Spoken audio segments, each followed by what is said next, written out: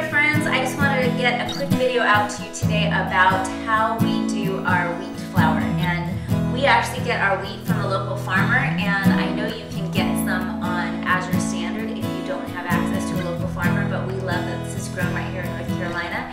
And I highly recommend investing in the Bread Becker's recipe book, because when you use freshly ground wheat, it is completely different than using white bleached flour. It cooks up completely differently, so your recipes won't work the same. So anyway, I just wanted to show you how we do this. I have my beautiful WonderMill, and you want to set it all up. So this is a grain mill, and I have it set to bread.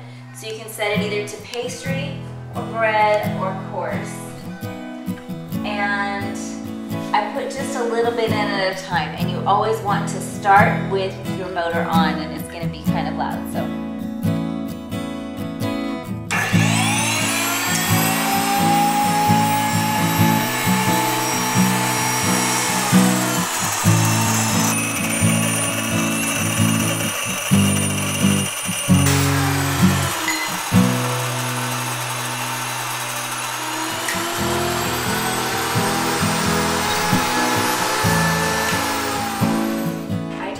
grind up enough for a couple of days.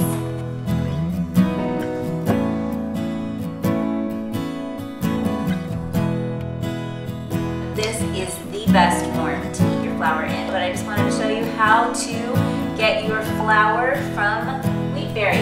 And if you haven't tried it already, I so recommend going and investing in some whole wheat berries, because they will keep indefinitely. They are excellent to just have on your shelf, and they'll keep a whole lot longer than your flour. They'll keep for years and years if you store them right. So anyway, just a quick tip, and then I store it in a jar that I then write the date on, so that I know what date I ground it on, and it's excellent. You can keep it for a few weeks, but the absolute optimum time to use it for nutritional reasons is within the first 3 or 4 days. So we're going to use this up right away, and I hope you're having a great day.